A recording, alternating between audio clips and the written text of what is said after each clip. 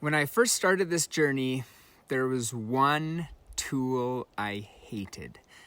I don't mean dislike, I mean stood in my bathroom, staring at the shower handle, literally arguing with myself every single time. The tool was cold water.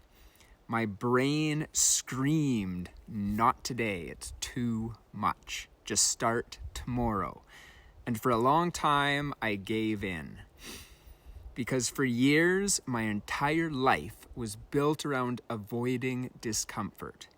Stress, anxiety, boredom, I ran straight to drink. The cold was the exact opposite. It was choosing discomfort on purpose, and it terrified me. Today, I'm going to tell you the story of how that fear transformed and how this tool I once hated became one of my most powerful pillars of my freedom. The turning point came one winter morning in Tofino. The Pacific was maybe 8 or 9 degrees Celsius. That's about 46 Fahrenheit. The wind was sharp and every cell in my body screamed, "Don't do it." But I knew my old way of living. The way of avoiding discomfort was leading me down the same path as my brother Casey. So I ran in. For the first 10 seconds, it was hell. My breath went sharp and shallow. My skin burned. My chest locked up. It felt like being stabbed by 1,000 tiny knives. My brain went into full panic mode. But then I remembered my practice. I slowed, extended my exhale. In for 4, out for 6, and something shifted. The fire in my skin turned into electricity. My mind, which had been in a state of chaos, suddenly became crystal clear. When I stumbled back onto the sand, shivering and gasping, I felt more alive than I had in years. That moment taught me the cold wasn't my enemy. It was my teacher. It was showing me that I could stand in the middle of a storm, breathe, and stay calm. And that skill, staying calm in the storm, is the foundation of breaking free from any addiction.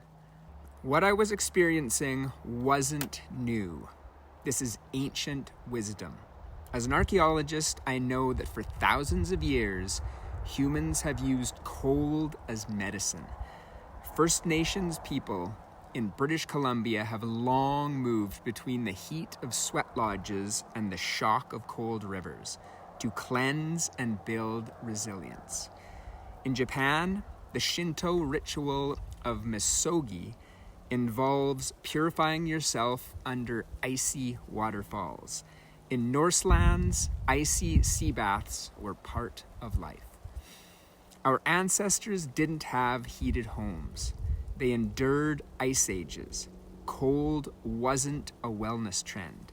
It was a non-negotiable part of life. That made them strong and adaptable.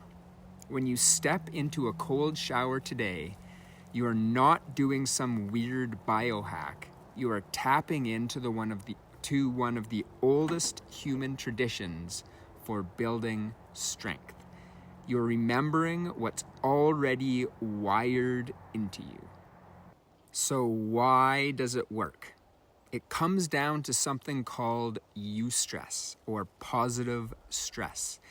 It's a short, controlled challenge that makes your system stronger, like lifting weights. Here's what happens in your brain and body. The moment you hit the cold, your system releases a massive flood of norepinephrine and dopamine. But unlike the dopamine spike from alcohol or junk food, which is followed by a crash, the dopamine from cold exposure rises slowly and stays elevated for hours. This gives you sustained focus, energy, and an elevated mood, which is a powerful antidote to the flatness and rage of early sobriety.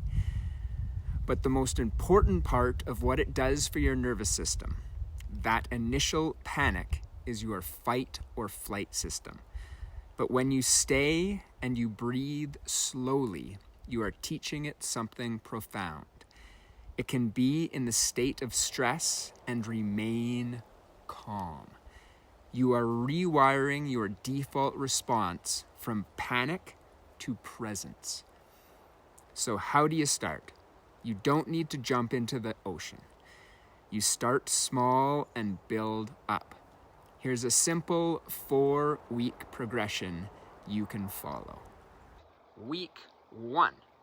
At some point during your normal warm shower, turn the water cold for just 15 or 30 seconds. That's it. Do this most days. The goal is consistency, not intensity. Week 2. Push that time to 30 to 60 seconds. The first 10 seconds are the hardest. Your only job is to control your exhale. Breathe slow. Week 3. Now you're aiming for 1 to 2 minutes. By now, you will start to notice the mental clarity and energy boost afterward. Week 4. Hold that 1 to 2 minutes daily. You've built the habit. The real training isn't the cold itself, it's breathing through the cold. Resist the gasp. Slow your exhale. That is you taking control of your nervous system. And I have to say this, be safe. If you have a heart condition or a serious health issue, talk to your doctor first. Never do cold exposure in open water alone. This isn't about being a hero, it's about building strength safely. Every time you choose to turn that handle to cold, you are doing more than just taking a shower. You are proving something to yourself.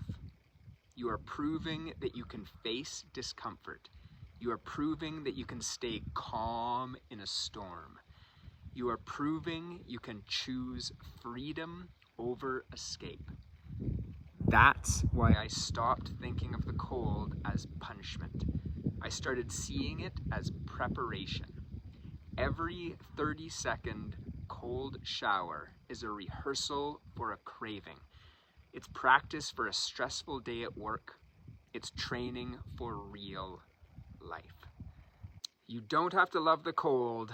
You just have to learn what it can teach you. It will teach you that you are far stronger and more resilient than you think. If you're ready to start building these tools, my free 7-day nervous system reset is the perfect place to begin. It walks you through the first steps of breathwork and cold exposure. The links in the description below. For the complete system, the 4 pillars, the science, and my full story, you can get my book, The Momac Method. Just search for it on Amazon or your favorite online bookstore. Please subscribe for more tools to build a life you don't need to escape from. And hit that bell so you don't miss what's next. Thank you for being here. Keep building.